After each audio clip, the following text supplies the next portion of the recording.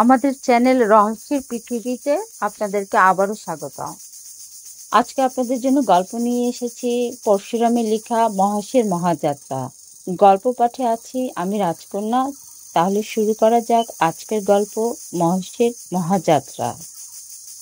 কেদারা চাটুর্য মহাশয় বলিলেন, আজকাল তোমরা সামান্য একটু বিদ্বেষকে নাস্তিক হয়েছ, কিছুই মানতে চাও না।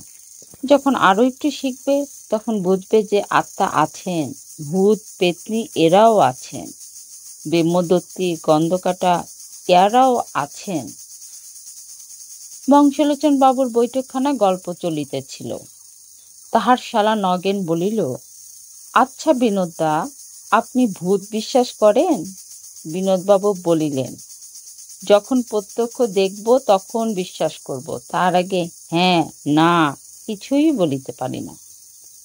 চাটুর্য বলিলেন, এই বুদ্ধি নিয়ে তুমি ওকালতি করো? বলি, তোমার পিতামহকে প্রত্যক্ষ করেছ? ম্যাকডোনাল্ড, চার্চিল আর বালডুইনকে দেখেছ? তবে তাদের কথা নিয়ে অত মাতামাতি করো কেন? আচ্ছা আচ্ছা, হার মানছি চাটুর্য মশাই, আপ্তবাক্য মানতে হয়। আরে প্রত্যক্ষ করা কি যার তার কর্ম? শ্রী ভগবান কখনো কখনো তার ভক্তদের বলেন, দিব্যং দদামি তে চক্ষুষ্য। সেই দিব্য দৃষ্টি পেলে তবে সব দেখতে পাওয়া যায়। নগেন জিজ্ঞাসা করিল, আপনি দেখতে পেয়েছেন চাটুর্য মশাই? জ্যাঠামি করিস না। এই কলকাতা শহরের রাস্তায় যারা চলাফেরা করে, কেউ কেরানি, কেউ দোকানি, কেউ মজুর, কেউ আর কিছু। তোমরা ভাবো সবাই বুঝি মানুষ, তা মোটেই না। তাদের ভেতর সর্বদাই ২-১০টা ভূত পাওয়া যায়, তবে চিনতে পারা দুষ্কর। এইরকম ভূতের পাল্লায় পড়েছিলেন মহেশ মিত্তির। কে তিনি জানো না? আমাদের মজিলপুরের চরণ ঘোষের মামার শালা। এককালে তিনি কিছুই মানতেন না, কিন্তু শেষ দশায় তাকেও স্বীকার করতে হয়েছিল। সকলে এক বাক্যে বলিলেন, কি হয়েছিল বলুন না চাটুর্য মশাই। চাটুর্য মহাশয় পোকাটি হাতে তুলিয়া বলিতে আরম্ভ করিলেন, ৩০-৪০ বছর আগেকার কথা। মহেশ মিত্তি তখন শ্যামবাজারের শিবচন্দ্র কলেজে প্রফেসরি করতেন। অঙ্কের প্রফেসর, অসাধারণ বিদ্যে, কিন্তু প্রচণ্ড নাস্তিক। ভগবান, আত্মা, পরলোক কিছুই মানতেন না। এমনকি স্ত্রী মারা গেলে আর বিবাহ পর্যন্ত করেননি। খাদ্যের বিচার ছিল না। বলতেন, শোর না খেলে হিঁদুর উন্নতির আশা নেই। ওটা বাদ দিয়ে কোনো জাত বড় হতে পারে না। মহেশের চালচলনের জন্য আত্মীয় স্বজন তাকে একঘরে করেছিল, কিন্তু যতই অনাচার করুন, তার স্বভাবটা ছিল অকপট। পারতপক্ষে মিথ্যা কথা কইতেন না। তার পরম বন্ধু ছিলেন হরিনাথ কুণ্ডু। তিনিও ওই কলেজের প্রফেসর, ফিলোসফি পড়াতেন। কিন্তু বন্ধু হলে কি হয়, দুজনে হরদম ঝগড়া হতো। কারণ হরিনাথ আর কিছু মানুন আর না মানুন ভূত মানতেন। তাছাড়া মহেশবাবু অত্যন্ত গম্ভীর প্রকৃতির মানুষ, কেউ তাকে হাসতে দেখেনি। আর হরিনাথ ছিলেন আমোদে লোক, কথায় কথায় ঠাট্টা করে বন্ধুকে ব্যস্ত করতেন। তবু মোটের উপর তাদের পরস্পরের প্রতি খুব একটা টান ছিল। তখন রাজনীতি চর্চার এত রেওয়াজ ছিল না, আর ভদ্রলোকের ছেলের অন্য চিন্তাও এমন চমৎকার হয়নি। ২-১টা পাশ করতে পারলে যেমন তেমন চাকরি জুটে যেত। লোকের তাই উঁচু দরের বিষয়ে আলোচনা করবার সময় ছিল। ছোকরারা চিন্তা করত, বউ ভালোবাসে কি বাসে না। যাদের সে সন্দেহ মিটে গেছে তারা মাথা ঘামাতো ভগবান আছেন কি নেই। একদিন কলেজে কাজ ছিল না। অধ্যাপকরা সকলে মিলে গল্প করছিলেন। গল্পের আরম্ভ জানিয়েই হোক, মহেশ আর হরিনাথ কথাটা টেনে নিয়ে ভূতে আর ভগবানে হাজির করতেন। কারণ এই নিয়ে তর্ক করাই তাদের অভ্যাস। এই দিনও তাই হয়েছিল। আলোচনা শুরু হয় ঝি চাকরের মাইনে দিয়ে। কলেজের পণ্ডিত দীনবন্ধু বাচস্পতি মশাই দুঃখ করছিলেন। ছোট লোকের লোভ এত বেড়ে গেছে যে আর পেরে ওঠা যায় না। মহেশবাবু বললেন, লোভ সকলেরই বেড়েছে, আর বাড়াই উচিত, নইলে মনুষ্যত্বের বিকাশ হবে কিসে? পণ্ডিত মশাই উত্তর দিলেন, লোভে পাপ, পাপে মৃত্যু। মহেশবাবু পাল্টা জবাব দিলেন, লোভ ত্যাগ করলেও মৃত্যুকে ঠেকানো যায় না। তর্কটা তেমন জুৎসই হচ্ছে না দেখে হরিনাথবাবু একটু উস্কে দেবার জন্য বললেন, তোমাদের মতন লোকের লোভ হওয়া উচিত মৃত্যুর পর। মাইনে তো পাই মোটে 2.25, তাতে ইহকালের কতই শখই বা মিটবে। তাই তো পরকালের আশায় বসে আছি। আত্মাটা যদি স্বর্গে গিয়ে একটু ফুর্তি করতে পারে। দীনবন্ধু পণ্ডিত বললেন, কে বললে তুমি স্বর্গে যাবে? আর স্বর্গে তুমি জানোই বা কি? সমস্তই জানি পণ্ডিত মশাই। খাসা জায়গা, না গরম না ঠান্ডা, মন্দাকিনী কুলুকুলু বইছে, তার ধারে ধারে পারিজাতের ঝোপ, সবুজ মাঠের মধ্যিখানে কল্পতরু গাছে আঙ্গুর, বেদানা, আম, রসগোল্লা, কাটলেট সব রকম ফুলে আছে। ছেড়ো আর খাও। জনকতক ছোকরা দেবদূত গোলাপি উডুনি গায়ে দিয়ে সুধার বোতল সাজিয়ে বসে রয়েছে, চাইলে ফটাফট খুলে দেবে। ওই হোথা কুঞ্জবনে ঝাঁকে ঝাঁকে অপ্সরা ঘুরে বেড়াচ্ছে, দুদণ্ড রসালাপ করো, কেউ কিচ্ছু বলতো না। যত খুশি নাচো, দেখো, গান শোনো, আর কালওয়াতি চাও তো নারদমুনির আস্তানায় যাও। মহেশবাবু বললেন, সমস্ত গাঁজা। পরলোকে আত্মা, ভূত, ভগবান কিছুই নেই। ক্ষমতা থাকে প্রমাণ করো। তর্ক জমে উঠল। প্রফেসররা কেউ এক পক্ষে, কেউ অপর পক্ষে দাঁড়ালেন। পণ্ডিত মশাই দারুণ অবজ্ঞায় ঠোঁট উল্টে বসে রইলেন। বৃদ্ধ প্রিন্সিপাল যদু সান্ডেল রফা করে বললেন, ভূতের তেমন দরকার দেখি না, কিন্তু আত্মা আর ভগবান বাদ দিলে চলে না। মহেশ মিত্তির বললেন, কেউই নেই। আমি 10 মিনিটের মধ্যে প্রমাণ করে দিচ্ছি। হরিনাথ কুণ্ডু মহা উৎসাহে বন্ধুর পিঠ চাপড়ে বললেন, লেগে যাও। তারপর মহেশবাবু ফুলস্কাপ কাগজ আর পেন্সিল নিয়ে একটা বিরাট অঙ্ক কষতে লেগে গেলেন।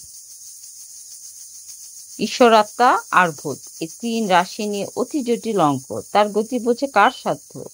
বিস্তর যোগ বিয়োগ গুণ ভাগ করে হাতির সুরের মতন বড় বড় চিহ্ন টেনে অবশেষে সমাধান করলেন, ঈশ্বর সমান সমান শূন্য, আত্মা সমান সমান ভূত সমান সমান শূন্য। বাচস্পতি বললেন, বদ্ধ উন্মাদ।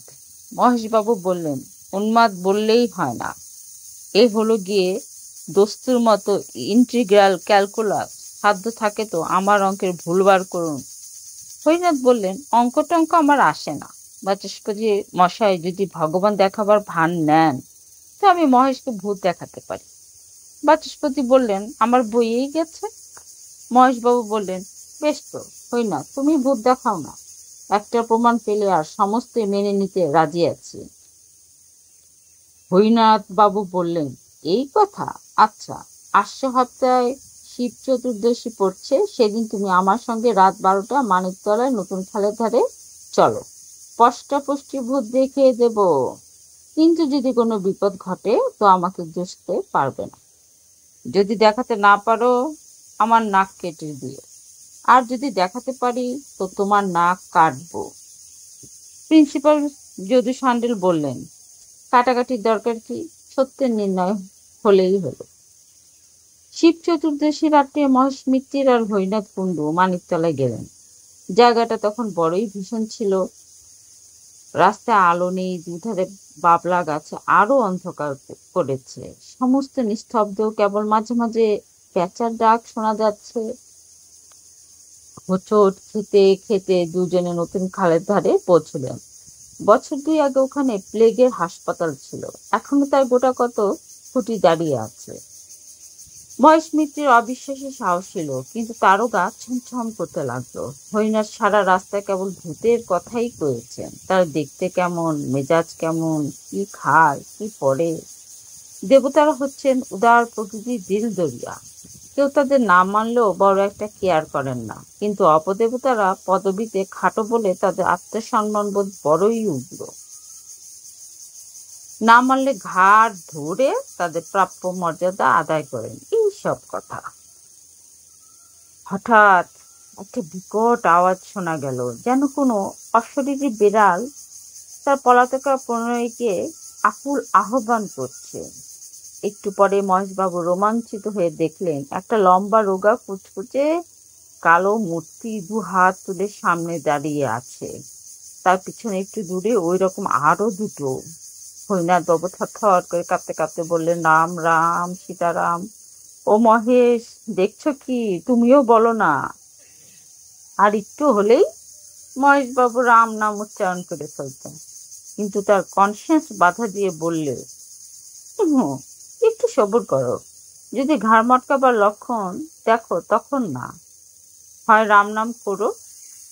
এরা একটা পাকুড় গাছের নিচে ছিলেন। হঠাৎ উপর থেকে খানিকটা কাদা গোলা জল মহেশের মাথায় এসে পড়ল। তখন সামনে সে কালো মূর্তিটা নাকি সুরে বললে, মহেশ বাবু, আপনি নাকি ভূত মানেন না? এই অবস্থায় বুদ্ধিমান ব্যক্তি মাত্রেই বলে থাকেন, আজ্ঞে হ্যাঁ মানি বইকি। কিন্তু মহেশ মিত্তির বিয়ারালো। হঠাৎ তার কেমন একটা খেয়াল হলো। ধা করে এগিয়ে গিয়ে ভূতের কাঁধ খামচে ধরে জিজ্ঞেস করলেন, কোন ক্লাস? ভূত থতমতে খেয়ে জবাব দিলে, second year sir. Roll number কত? ভূত করুণ নয়নে হরিনাথের দিকে চেয়ে জিজ্ঞাসা করলেন, বলি স্যার। হরিনাথের মুখে রাম রাম ভিন্ন কথা নেই। পিছনে দুই ভূত অদৃশ্য হয়ে গেল। পাকুড় গাছে যে ছিল সে টুক করে নেমে এসে পালিয়ে গেল। তখন বেগতিক দেখে সামনের ভূতটি ঝাঁকুনি দিয়ে মহেশের হাত ছাড়িয়ে চোচা দৌড় মারলে। মহেশ মিত্তির হরিনাথের পিছে একটা প্রচন্ড কিল মেরে বললেন, জোচ্চোর। হরিনাথও পাল্টা কিল মেরে বললেন, আহম্মক। নিজের নিজের পিঠ হাতে বলতে বলতে দুই বন্ধু বাড়িমুখো হলেন। আসল ভূত যারা আশেপাশে লুকিয়েছিল তারা মনে মনে বলল, আজ রজনীতে হয়নি সময়। পরদিন কলেজে হুলস্থুল বেঁধে গেল। সমস্ত ব্যাপার শুনে প্রিন্সিপাল ভয়ঙ্কর রাগ করলেন। অত্যন্ত শেমফুলের কাণ্ড। দুজন নামজাদা অধ্যাপক একটা তুচ্ছ বিষয় নিয়ে হাতাহাতি। হরিনাথ, তোমার লজ্জা নেই? হরিনাথ বাবু ঘাড় চুলকে বললেন, আজ্ঞে আমার উদ্দেশ্যটা ভালোই ছিল। মহেশকে রিফর্ম করবার জন্য যদি একটু করেই থাকি তাতে দোষটা কি? হাজার হোক আমার বন্ধু তো। মহেশবাবু গর্জন করে বললেন, কে তোমার বন্ধু? প্রিন্সিপাল বললেন, মহেশ, তুমি চুপ করো। উদ্দেশ্য যাই হোক, কলেজের ছেলেদের এর ভিতর জড়ানো একেবারে অমার্জনীয় অপরাধ। হরিনা, তুমি বাড়ি যাও, তোমায় সাসপেন্ড করলুম। আর মহেশ, তোমাকেও সাবধান করে দিচ্ছি, আমার কলেজ আর ভূতের তর্ক তুলতে পারবে না। মহেশবাবু উত্তর দিলেন, সে প্রতিশ্রুতি দেওয়া শক্ত। সকল রকম কুসংস্কার দূর করাই আমার জীবনের ব্রত। তবে তোমাকেও সাসপেন্ড করলুম। অন্যান্য অধ্যাপকরা চুপ করে সমস্ত শুনছিলেন। তার প্রিন্সিপালের হুকুম শুনে কোনো প্রতিবাদ করলেন না, কারণ সকলেই জানতেন যে তাদের কর্তার রাগ বেশি দিন থাকে না। মহেশবাবু তার বাসায় ফিরে এলেন। হরিনাথের উপর প্রচন্ড রাগ। হতভাগা একটা গভীর তত্ত্বের মীমাংসা করতে চায় জোরচুরি দ্বারা, সে আবার ফিলোসফি পড়ায়। এমন অপ্রত্যাশিত আঘাত মহেশবাবু কখনো পাননি। মানুষের মন যখন নিদারুণ ধাক্কা খায় তখন সে তার ভাব ব্যক্ত করবার জন্য উপায় খোঁজে। কেউ কাঁদে, কেউ তর্জন গর্জন করে, কেউ কবিতা লেখে। একটা তুচ্ছ কোচ বকের হত্যাকাণ্ড দেখে মহর্ষি বাল্মীকির মনে যে ঘা লেগেছিল তাই প্রকাশ করবার জন্য তিনি হঠাৎ দুছত্র শ্লোক রচনা করে ফেললেন। মা নিষাদ প্রতিষ্ঠাং তম ইত্যাদি। তারপর 7 কাণ্ড রামায়ণ লিখে তার ভাবের বোঝা নামাতে পেরেছিলেন। আমাদের মহেশ মিত্র চিরকাল নীরস অঙ্কশাস্ত্রের চর্চা করে এসেছেন, কাব্যের কিছুই জানতেন না। কিন্তু আজ তারও মনে সহসা একটা কবিতার অঙ্কুর গজগজ করতে লাগলো। তিনি তার বেগ সামলাতে পারলেন না। কলেজের পোশাক না ছেড়ে বড় একখানা আলজেব্রা খুলে তার প্রথম পাতায় লিখলেন, হরিনাথ কুণ্ডু খাইটার মুন্ডু। কবিতাটি লিখে বারবার ডাইনে বায়ে ঘাড় বেঁকিয়ে দেখে আদিকবি বাল্মীকির মতন ভাবলেন, হ্যাঁ উত্তম হয়েছে। কিন্তু একটা খটকা লাগলো, কুণ্ডুর সাথে মুন্ডুর মিল আবহমান কাল থেকে চলে আসছে। এতে মহেশের কৃতিত্ব কোথায়? কালিদাসী হন আর রবীন্দ্রনাথই হন, কুণ্ডুর সাথে মুন্ডু মেলাতেই হবে। এ হলো প্রকৃতির অলঙ্ঘনীয় নিয়ম। মহেশ একটু ভেবে ফের লিখলেন, কুণ্ডু হরিনাথ মুন্ডু করিপাত। হ্যাঁ, এইবারে মৌলিক রচনা বলা যেতে পারে। মহেশের মনটা একটু শান্ত হলো, কিন্তু কাব্য সরস্বতী যদি একবার কাঁধে ভর করেন তবে সহজে নামতে চান না। মহেশবাবু লিখতে লাগলেন, হরিনাথ ওরে, হবি তুই মোরে, নরকের পোকা অতিশয় বোকা। নরকিনী তার আবার পোকা? মহেশবাবু স্থির করলেন, কাব্যের কুসংস্কার নাম দিয়ে তিনি শীঘ্রই একটা প্রবন্ধ রচনা করবেন।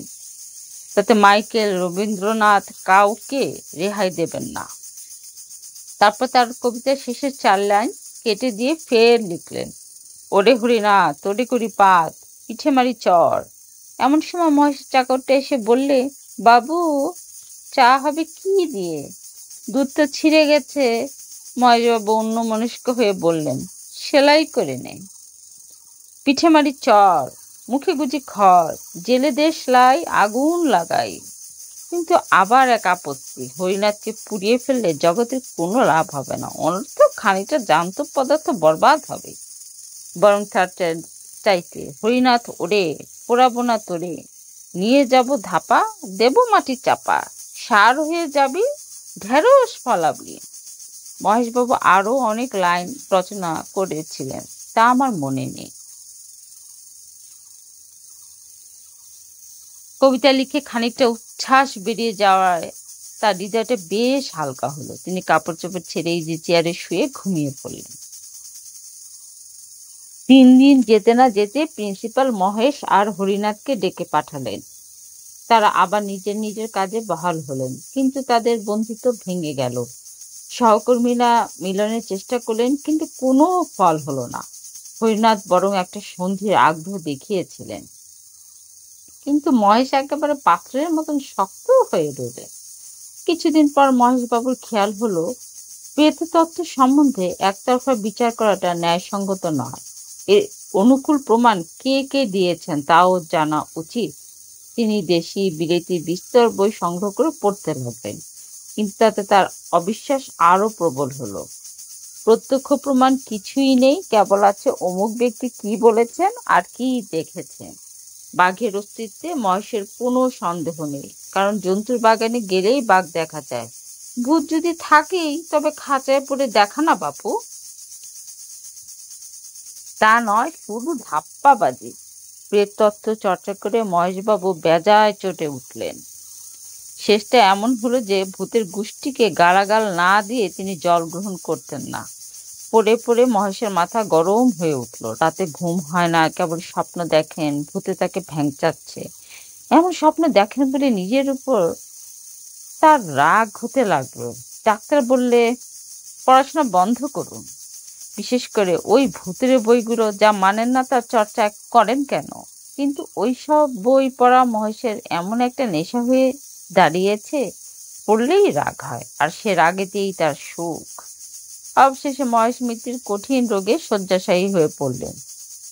দিন দিন শরীর ক্ষয়ে যেতে লাগলো, কিন্তু রোগটা নির্ণয় হলো না। সহকর্মীরা প্রায়ই এসে তার খবর নিতেন। হরিনাথ একদিন এসেছিলেন, কিন্তু মহেশ তার মুখ দর্শন করলেন না।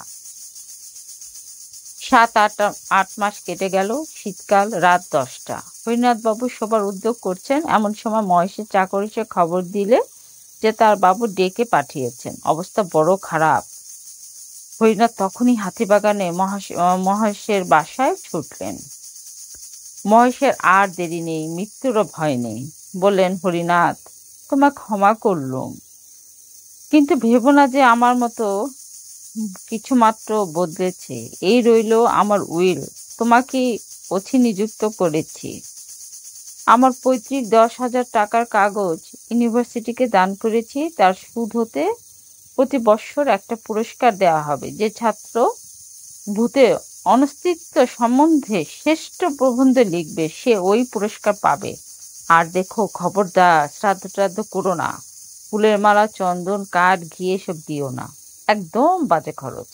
তবে হ্যাঁ, 2-4 বোতল কেরোসিন ঢালতে পারো, দেড়শের গন্ধক আর 500 সোরা আন্ন আছে, তাও দিতে পারো, চটপট কাজ শেষ হয়ে যাবে। আচ্ছা, চললুম তাহলে।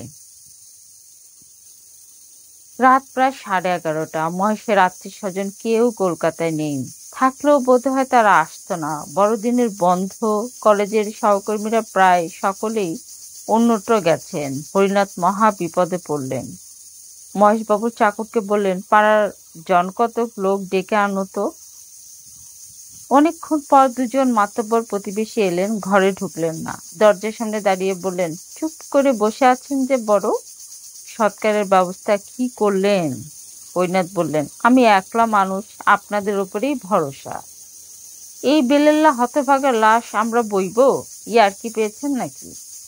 এ কথা বলেই তারা সরে পড়লেন। হরিনাথ তখন মনে পড়ল, বড় রাস্তার মোড়ে একটা মাঠ কৌঠা সাইনবোর্ড দেখেছেন, বৈতরণী সমিতি। ভদ্র মহোদয়গণের দিবারাত্র সস্তায় সৎকার। চাকরকে বসিয়ে রেখে তখনই সেই সমিতির খোঁজে গেলেন। অনেক চেষ্টা সমিতি থেকে 3জন লোক জোগাড় হলো, 15 টাকা পারিশ্রমিক আর শীতের ওষুধ বাবদ 9 সমস্ত আয়োজন শেষ হলে হরিনাথ তার সঙ্গীরা কাঁধে খাট নিয়ে রাত 2:30টার সময় নিমতলা রওনা হলেন। অমাবস্যার রাতটি, তার উপর আবার কুয়াশা। হরিনাথের দল কর্নওয়ালিস স্ট্রিট দিয়ে চললেন। গ্যাসের আলো মিটমিট করছে, পথে জনমানব নেই, কাঁধের বোঝা ক্রমেই ভারী বোধ হতে লাগলো। হরিনাথ হাঁপিয়ে পড়লেন। বৈতরণী সমিতির সর্দার ত্রিচলন পাকরাশি বুঝিয়ে দিলেন, এমন হয়েই থাকে, মানুষ মরে গেলে তার উপর জননী বসুন্ধরার টান বাড়ে। হরিনাথ একলা নয়, তার সঙ্গীরা সকলেই সেই শীতে গলদ ঘর্ম হয়ে উঠল। খাট নামিয়ে খানিক জিরিয়ে আবার যাত্রা। কিন্তু মহেশ মিত্তিরের ভার ক্রমশই বাড়ছে, পা আর এগোয় না। পাকরাশি বললেন, ঢের বয়েছি মশায়, কিন্তু এমন জগদ্দল মরা কখনো কাঁধে করিনি। দেহটা তো শুকনো, লোহা খেতেন বুঝি? 15 টাকা হবে না মশায়, আরো 5 টাকা চাই। হরিনাথ তাতেই রাজি, কিন্তু সকলে এমন কাবু হয়ে পড়েছে যে 2 পা গিয়ে আবার খাট নামাতে হলো। হরিনাথ ফুটপাতে এলিয়ে পড়লেন। বৈতরণীর 3জন হাঁপাতে হাঁপাতে তামাক টানতে লাগলো, উঠবার উপক্রম করছেন। এমন সময় হরিনাথের নজর পড়ল, কুয়াশার ভিতর দিয়ে একটা আবছায়া তাদের দিকে এগিয়ে আসছে। কাছে এলে দেখলেন কালো র্যাপার মুড়ি দেওয়া একটা লোক। লোকটি বললে, আপনারা হাঁপিয়ে পড়েছেন দেখছি, বলেন তো আমি কাঁধে দিই। হরিনাথ ভদ্রতার খাতিরে 2-1 আপত্তি জানালেন, কিন্তু শেষটা রাজি হলেন। লোকটি কোন জাত তার জিজ্ঞাসা করলেন না, কারণ মহেশ মিত্তির ও বিষয় চিরকাল সমদর্শী, এখন তো কথাই নেই। তাছাড়া যে লোক উপযাচক হয়ে শ্মশান যাত্রার সঙ্গী হয় সে তো বান্ধব বটেই। ত্রিলোচন পাকরাশি বললেন, কাঁধ দিতে চাও দাও, কিন্তু বকরা পাবে না, তা বলে রাখছি। আগন্তুক বললে, বকরা চাই না। এবার হরিনাথকে কাঁধ দিতে হলো না, তার জায়গায় নতুন লোকটি দাঁড়ালো। আগের চেয়ে যাত্রাটা একটু দ্রুত হলো, কিন্তু কিছুক্ষণ পর পা আর চলে না, ফের খাট নামিয়ে বিশ্রাম। পাকরাশি বললেন, 20 টাকার কাজ নয় বাবু, এ হলো মোষের গাড়ির বোঝা, আরো 5 টাকা লাগবে। এমন সময় আরেকজন পথিক এসে উপস্থিত, ঠিক প্রথম লোকটির মতন, কালো র্যাপার গায়ে। এও খাট বইতে প্রস্তুত। হরিনাথ বিরক্তি না করে তার সাহায্য নিলেন। এবার পাকরাশি মশাই রেহাই পেলেন। খাট চলেছে আর একটু জোরে, কিন্তু কিছুক্ষণ পরে আবার ক্লান্তি। মহেশের ভার অসহ্য হয়ে উঠেছে, তার দেহে কিছু ঢোকেনি তো। খাট নামিয়ে আবার সবাই দম নিতে লাগলো। কে বলে শহুরে লোক স্বার্থপর? আবার একজন সহায় এসে হাজির, সেই কালো র্যাপার পায়ে। হরিনাথের ভাববার অবসর নেই, বললেন, চলো চলো। আবার যাত্রা আরো একটু জোরে, তারপর ফের খাট নামাতে হলো। এই যে চতুর্থ বাহক এসে হাজির, কালো র্যাপার, সেই কালো র্যাপার। এটা কি মহেশকে বইবার জন্য 3 প্রহর রাতে পথে বেরিয়েছে? হরিনাথে আশ্চর্য হবার শক্তি নেই, বললেন, ওঠাও খাট, চলো জলদি। চারজন অচেনা বাহকের কাঁধে মহেশের খাট চলেছে, পিছনে হরিনাথ আর বৈতরণী সমিতির তিনজন। এইবার গতি বাড়ছে, খাট হনহন করে চলছে। হরিনাথে আর তার সঙ্গীদের ছুটতে হলো। আরে এত তাড়াতাড়ি কেন, একটু আস্তে চলো। কেউই বা কথা শুনে, ছুট ছুট। আরে কোথায় নিয়ে যাচ্ছ? বিজয় নিশ্চিত ছাড়িয়ে গেলে যে লোকগুলো কি শুনতে পায় না? ওরে পাকরাশি, থামাও না ওদের, কোথায় পাকরাশি? তিনি বিচক্ষণ লোক, ব্যাপারটা বুঝে টাকার মায়া ত্যাগ করে সদলে পালিয়েছেন। মহেশের খাট তখন তীর বেগে ছুটছে, হরিনাথ পাগলের মতন পিছু পিছু দৌড়াচ্ছেন। কর্নওয়ালিস স্ট্রিট, গোলদিঘি, বউবাজারের মোড় সব পার হয়ে গেল। কুয়াশা ভেদ করে সামনে সমস্ত পথ ফুটে উঠেছে। এ পথের কি শেষ নেই? রাস্তা কি উপরে উঠছে না নিচে নেমেছে? এ কি আলো না অন্ধকার? দূরেও কি দেখা যাচ্ছে? সমুদ্রের ঢেউ না চোখের ভুল? হরিনাথ ছুটতে ছুটতে নিরন্তর চিৎকার করছেন, থামো থামো। ও কি খাটের উপর উঠে বসেছে? কে? মহেশ। মহেশই তো, কি ভয়ানক দাঁড়িয়েছে, ছুটন্ত খাটের উপর খাড়া হয়ে দাঁড়িয়েছে। পিছনে ফিরে লেকচারের ভঙ্গিতে হাত নেড়ে কি বলছে। দূর দূরান্ত থেকে মহেশের গলার আওয়াজ এলো, হরিনাথ, ও হরিনাথ, ও হে হরিনাথ। কি? কি? এই যে আমি, ও হরিনাথ। আছে আছে, সব আছে, সব সত্যি। মহেশের খাট অগোচর হয়ে গেল। তখনও তার ক্ষীণ কণ্ঠস্বর শোনা যাচ্ছে, আছে আছে।